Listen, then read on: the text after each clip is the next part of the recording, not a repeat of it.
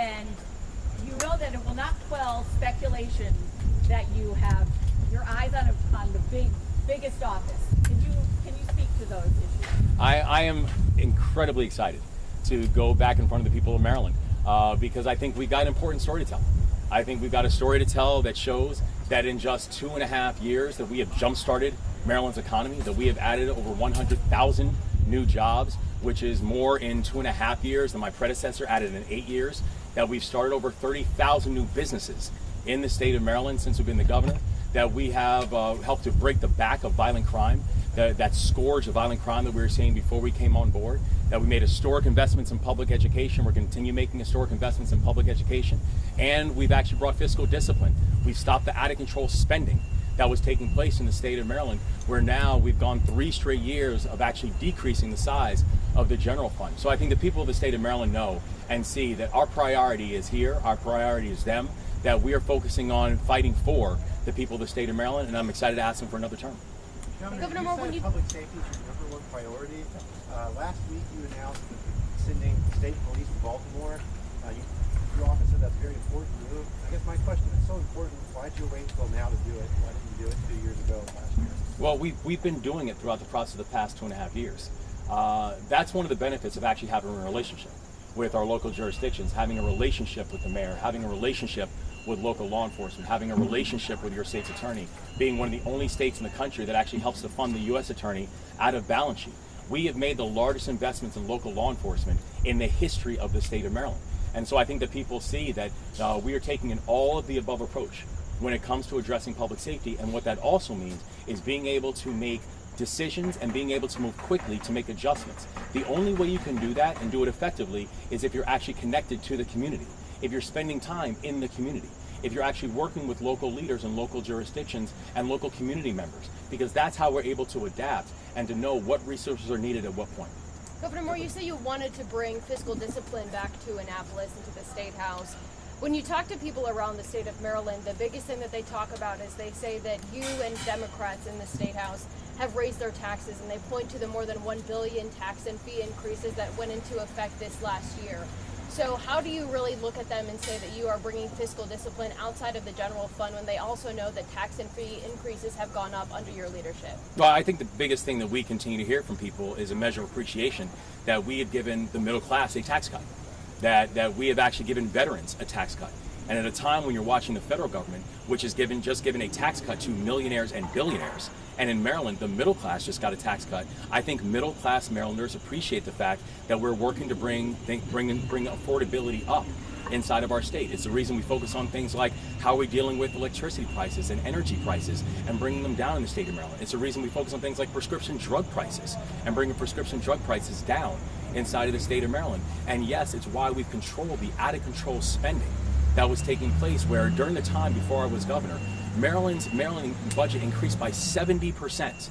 And now if you just look at the last budget, this was the largest cut to the Maryland state budget that we have seen in 16 years. And we were able to make those smart strategic cuts while also giving the middle class a tax cut, and yes, asking those who have done very well to invest a little bit more, so we could actually have the best public schools and have safe streets. And so I think people really appreciate the measure of fiscal discipline and the analytics and the data-driven analytics that we brought to this work, to know that we can both be fiscally disciplined and also make sure that the middle class is getting a tax cut and have a growing economy that can lead us through this effort.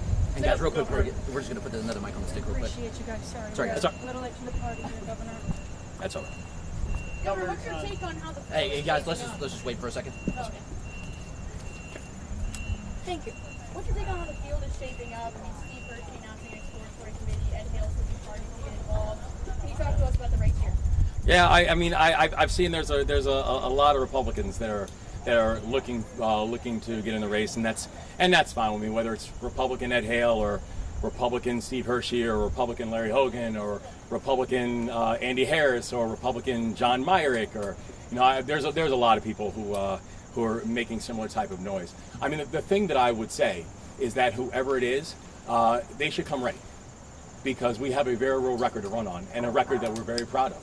Knowing that there is still more work to do, but knowing that the work of progress in this state is very real, And also, we plan on having a very strong effort to be able to make our case to the people of this state. And the thing that we know is this, is that when we're watching the chaos from Washington, that the people of this state want to know that they have a fighter as governor. They want to know that they have a governor who is focused on things like being able to jumpstart our economy, to keep our streets safe, to focus on public education, to make sure that we are bringing fiscal discipline, when we're watching the absolute opposite from people in Washington. And so I think for anyone who's thinking about running in, I think that they'd better be prepared to defend their record, but also they'd better be prepared to also explain why they have been so dead silent when we're watching the ravages of Donald Trump coming to the state, and they have said absolutely nothing about what Donald Trump is doing to the people of the state. Got time for a couple more? Speaking about the federal workforce, about the federal changes that have happened at federal workforce, it's no secret. Maryland has the second highest concentration of federal workers in the country. The federal job cuts coming from the Trump administration has hit Maryland particularly hard. Do you have any plans to address that, all of those workers that are without jobs now in your second term?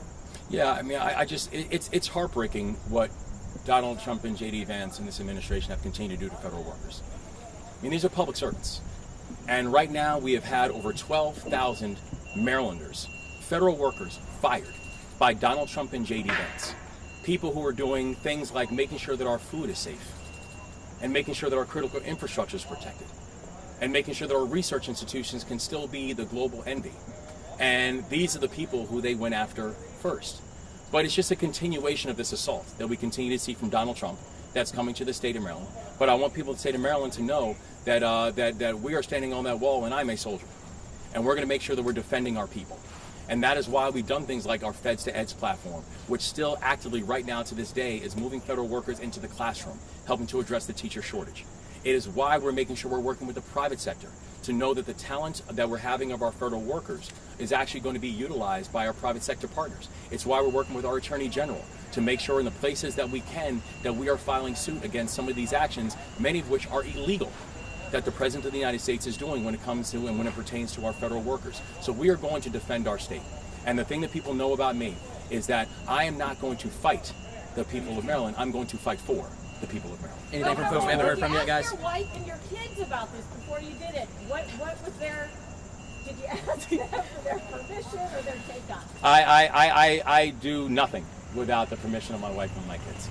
And I'm thankful for how amazing they have continued to be. You know, when I ran for office, just a few years back, I'd never run for office before in my life. I don't come from a political background. I don't come from a political family. I don't come from this type of history. But the thing that I know is that I'm a public servant and I'm a soldier. And in really important times, I'm just thankful that I have a family who understand that and who are my battle buddies right next to me. All right, guys, we got time for one more, guys. What do you say to the Marylanders who may be worried that if they do re-elect you, that your eyes are on the White House and they're only electing a governor for 2 years? You know, I'd say that I have never once said that I'm interested in this. And so when people say, "Are you ruling it out?" My point is, I've never ruled it in. I've been focused on this job, and I appreciate the fact that people in Maryland and the people around the country are paying attention to the progress we've made here. I'm thankful for the fact that people are looking at us and saying that Maryland is just moving uniquely, that we have some of the fastest drops in violent crime anywhere in the United States of America. We have some of the fastest new job starts and job rate growth that we have anywhere in the United States of America. I'm thankful for the fact that people are looking at Maryland as now the first state in the country that has a service year option for our high school graduates and have a place-based investment strategy to end child poverty. These are really innovative ideas, and Maryland is leading. So I'm thankful that people around the state and around the country are looking at us and saying that they appreciate it and they're trying to model it. But I am very clear and I'm laser focused on making sure that the people of our state are going to be okay, and I'm excited to be their governor for this next term. All right, guys, thank you so much. All right, thanks, guys. Sam, you haven't got one. Can I ask one more? Of course, Sam. Could you just list off a long list of accomplishments? You know, you ran a couple of years ago a long list of very bold, ambitious list of campaign promises you've accomplished and made some progress on some of them. Some of them have come up short. The full scope of the service year program isn't how you originally talked about it, with access for everybody on coming out of high school. Some of your legislative priorities have come up short this year. I'm curious where the biggest areas are that you think you've come up short and where you need another term to accomplish what you laid out 3 years ago? I think my focus is going to be and will continue to be making sure we have economic growth and economic diversification. When we came on board, Maryland's economy had stalled. We saw how Maryland was spending. I mean, under the previous administration, Maryland's spending increased by 70%, but the GDP was flat. So we were spending, but we weren't growing. And so we had to focus on actually diversifying our economy, getting people back into the workforce, having new business starts here, reducing the regulatory red tape, making sure that people can move faster.